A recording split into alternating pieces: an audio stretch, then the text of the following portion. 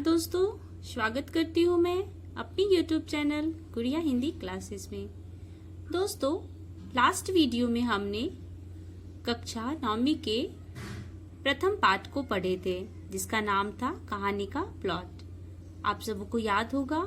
और आज मैं उसी बुक के दूसरे पाठ को पढ़ाने जा रही हूँ, जो कि डॉक्टर राजेंद्र प्रसाद द्वारा रचित है। और पाठ का नाम है भारत का पुरातन विद्यापीठ नालंदा।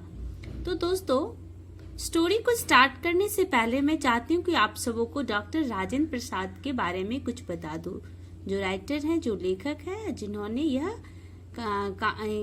इस कहानी और निबंध को उन्होंने ही लिखा है। तो जानते हैं कि इनका जन्म कहाँ हुआ है और वह किन किन क्षेत्रों में अपने कार्य दिए हैं। तो दोस्तों, वीडियो को स्टार्ट करने से पहले मैं चाहती हूँ कि आप सब वीडियो को अंत तक देखें और हमारी वीडियो को लाइक करें। आपको अगर कहानी अच्छी लग रही है तो हमें जरूर बताएं कमेंट करके। तो दोस्तों, चलते हैं इस वीडियो की ओर। डॉक्टर राजेंद्र प्रसाद जो हैं, मैं पिक्चर भी आपको दिखा रही हूँ, आप लोग देखिए। यह हमारे देश के प्रथम क्या है, राष्ट्रपति हैं। डॉक्टर राजेंद्र प्रसाद द्वारा लिखित यह कौन सा हम जो अभी पढ़ेंगे, भारत का पुरातन विद्यापीठ, वह निबंध है और हम जानेंगे उसके बारे में। लेकिन उससे पहले हम आप सबों को बता दें कि राजेंद्र प्रसाद बिहार के सारण जिला में उनका जन्म हुआ था, जीरादेई नामक गांव में। कहाँ पे? बिहार के सारण जिला में जीरादेई नामक ग्राम में उनका जन्म हुआ था।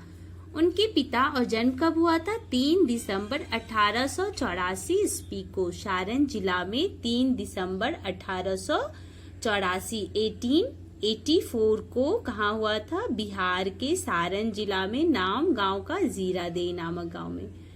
ये सब इम्पोर्टेंट है, यह सब आपको डेट है और यह गांव का भी नाम ना ही इम्पोर्टेंट हो, लेकिन यह बिहार याद रखना है। और यह क्या थे? हमारे देश के प्रथम राष्ट्रपति डॉक्टर राजेंद्र प्रसाद। उनके पिता महादेव सहाय फारसी एवं संस्कृत के अच्छे जानकार थे। वे पहलवानी और घुड़सवारी के शौकीन थे और राजेंद्र प्रसाद को भी इसकी जानकारी, इसकी शिक्षा दिए थे अपने पुत्र को। इनके पिता का नाम क्या हुआ? महादेव सहाय। यह भी इम्पोर्टेंट है। महादेव सहाय के इनके पिता हुए डॉक्टर राजेंद्र प्रसाद के। वो स्कूलिंग पढ़ाई करने के बाद क्या किए थे? वह प्राचार्य ने प्राप्तांक से प्रसन्न होकर उन्हें दोहरी प्रोन्नति दी थी, यानी कि उन्हें दो उपाधि दिए थे। और कब की बात है? जब वे कोलकाता में 1902 यानी कि 1902 ईस्वी में कोलकाता विश्वविद्यालय की मैट्रिकुलेशन परीक्षा में प्रथम आए थे। उसके बाद आईए, बीए और बीएल प्रेसिडेंसी कॉलेज से किए थे और 1911 में वे कोलकाता में वकील दल में शामिल हुए थे। तो दोस्तों, आप सबों को यह सब डेट भी याद रखना है, क्योंकि अगर लेखक की परिचय याद हो जाता है तो आपको इसमें से 2-3 क्वेश्चंस जरूर आ जाते हैं। अगर बिहार एस्टेट या बीटेट या सीटेट एग्जाम दे रहे हैं आप, तो इसमें से चाहे तो उनकी जो पुण्यतिथि है वह भी आ सकते हैं, या जन्म तिथि है वह भी आ सकते हैं। तो यह सब डेट आपको याद रखना होगा। तो उनका जो जन्म हुआ है 3 दिसंबर 1884 ईस्वी को। वह सबसे पहले कहाँ पे कार्यरत थे? तो राजेंद्र प्रसाद कोलकाता में हिंदी विद्वानों की संगति में आए और उनके सक्रिय सहयोग से अखिल भारतीय हिंदी साहित्य सम्मेलन की स्थापना हुई थी। किसकी स्थापना हुई थी? अखिल भारतीय हिंदी साहित्य सम्मेलन की स्थापना हुई थी। उनके लेखन की प्रक्रिया आजीवन चलती रही थी। 28 फरवरी 1963 ईस्वी में उनका निधन हो गया था। यह डेट भी इम्पोर्टेंट है, आप याद रखें। 28 फरवरी 1963 ईस्वी में उसका निधन हो गया था। किनके बारे में बात हो रही है? तो डॉक्टर राजेंद्र प्रसाद के बारे में। उनके द्वारा रचित कुछ यहाँ पे निबंध और कहानी के बारे में भी है, लेकिन बस इतना ही नहीं है इनके बारे में। इनको आपको अगर सारे चाहिए तो आपको हिंदी बुक को पढ़ना होगा, ग्रामर बुक में दिया होता है। यहाँ पे 2-3 ही मुझे दिख रहा है कि नालंदा जो भारत का पुरातन विद्यापीठ है उनके बारे में दिया गया है, लेकिन बहुत सारे बुक है जो इनके बारे में इन्होंने ही लिखे हैं। तो दोस्तों चलते हैं कहानी की ओर। आज जो हम कहानी पढ़ेंगे उनका नाम है भारत का पुरातन विद्यापीठ। क्या नाम है? भारत का पुरातन विद्यापीठ। पुरातन का अर्थ होता है जो पुराना, विद्यापीठ जहाँ पे विद्या ग्रहण किया जाता है। और वह कहाँ के बारे में यहाँ पे नाम भी दिया गया है? नालंदा। कहाँ के बारे में? नालंदा। वो कहाँ पे है? बिहार में है। तो दोस्तों यह जो है भारत का पुरातन विद्यापीठ नालंदा भारत के प्रथम राष्ट्रपति डॉक्टर राजेंद्र प्रसाद द्वारा लिखित एक निबंध है। क्या है? एक निबंध है और जिसमें उसके गौरवशाली अतीत को प्रकट करता है। नालंदा ज्ञान के क्षेत्र में एशिया महाद्वीप में अद्वितीय था। लगभग 600 वर्षों तक नालंदा एशिया का चैतन्य केंद्र बना रहा था। मगध की प्राचीन राजधानी राजगीर से नालंदा 7 मील उत्तर की ओर बसा था। कहाँ से? मगध से। मगध कहाँ पे है? अभी वर्तमान में मगध कहाँ पे है? तो आप सबों को यह सब बात ध्यान देनी होगी क्योंकि मगध से 700 मील कहाँ पे? मगध से 700 मील क्या है? जो एक प्राचीन राजधानी है राजगीर से नालंदा 700 मील उत्तर की ओर बसा हुआ है। किसकी ओर? उत्तर। यह दिशा है और नालंदा का प्राचीन इतिहास भगवान बुद्ध और महावीर के समय तक जाता है। भगवान बुद्ध और महावीर के समय तक जाता है। यहाँ देश विदेश से कई छात्र उस समय शिक्षा ग्रहण करने के उद्देश्य से आते थे। उसमें चीन से फायान और युवानचांग नामक यात्री आए थे। उस समय की बात है जब चीन से फाहियान और युवानचांग नामक यात्री आए थे। 7वीं सदी में हर्षवर्धन के काल में नालंदा अपनी उन्नति के शिखर पर था। 7वीं सदी में क्या था? जब नालंदा अपनी उन्नति के शिखर पर था और नालंदा का शिक्षा क्रम बड़ी व्यावहारिक बुद्धि से तैयार किया गया था। उसे पढ़कर विद्यार्थी दैनिक जीवन में अधिकाधिक सफलता प्राप्त करते थे। उस समय के तत्कालीन विद्वानों में योग शास्त्र के सबसे बड़े विद्वान सीलभद्र माने जाते थे। उस समय के तत्कालीन यानी कि तत्काल जो उपस्थित थे वहां योग शास्त्र के सबसे बड़े विद्वान कौन थे? सीलभद्र माने जाते थे। साहित्य और धर्म के अतिरिक्त नालंदा कला का भी एक प्रसिद्ध केंद्र था जिसने अपना प्रभाव नेपाल, तिब्बत, हिंद एशिया एवं मध्य एशिया की कला पर डाला था। जिसने अपना प्रभाव कहाँ कहाँ डाला था? नेपाल, तिब्बत, हिंद एशिया एवं मध्य एशिया की कला पर डाला था। नालंदा की कांस्य मूर्तियां अत्यंत सुंदर और क्या थी? आप सबों को पता होगा नालंदा की जो कांस्य मूर्तियां थी वह अत्यंत सरल, सुंदर और क्या थी? बहुत ही प्रभावोत्पादक यानी कि बहुत ही प्रभाव सबको अच्छे लगने वाले यानी कि बहुत ही आकर्षक था।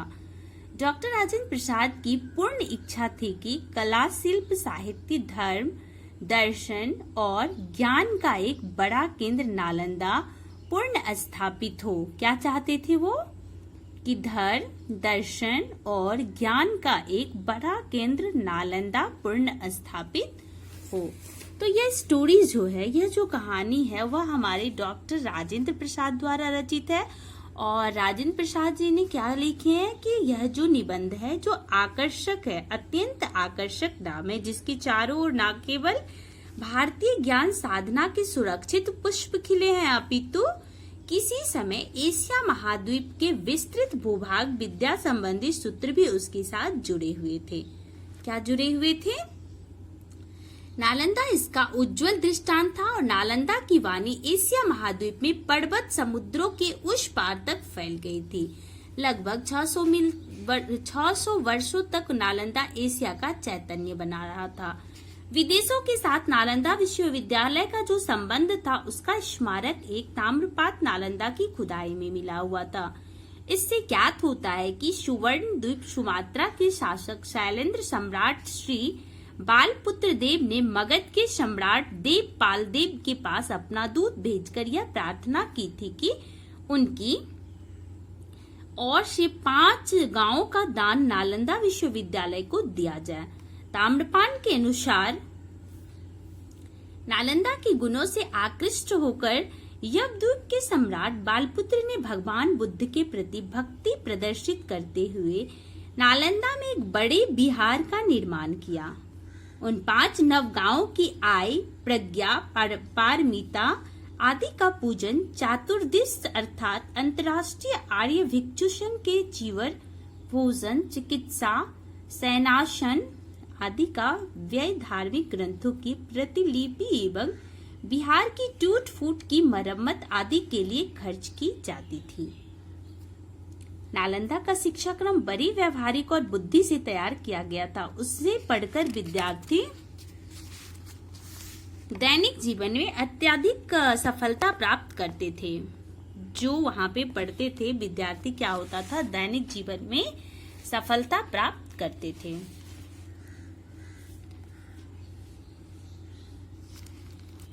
नालंदा के विद्वानों ने विदेशों में जाकर ज्ञान का प्रसार किया। पहले तो तिब्बत के प्रसिद्ध सम्राट स्त्रोंगशन गम्मो, जो 630 ईस्वी ने अपने देश में भारतीय लिपि और ज्ञान का प्रचार करने के लिए अपने यहाँ विद्वान थोमिन संबोध को नालंदा भेजा, जिसने आचार्य देव विद सिंह के चरण में बैठकर बौद्ध और ब्राह्मण साहित्य की शिक्षा को प्राप्त की थी।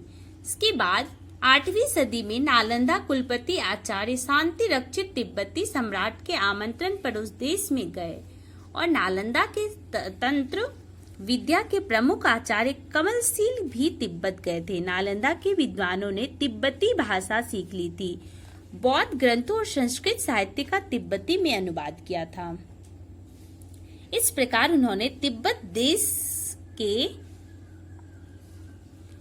एक साहित्य प्रदान किया और फिर सने सने वहां के निवासियों को बौद्ध धर्म में दीक्षित किया था।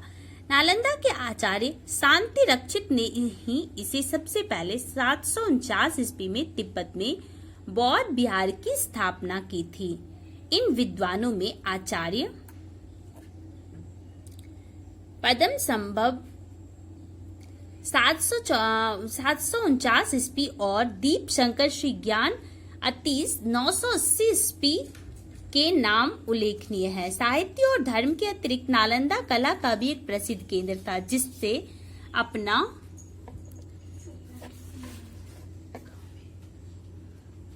प्रभाव नेपाल, तिब्बत, हिंद एशिया एवं मध्य एशिया की कला पर डाला था। नालंदा की कांस्य मूर्तियां अत्यंत सुंदर और प्रभावोत्पादक है। विद्वानों का अनुमान है कि कुर्की हार से प्राप्त हुई बौद्ध मूर्तियां नालंदा शैली से प्रभावित हुई है।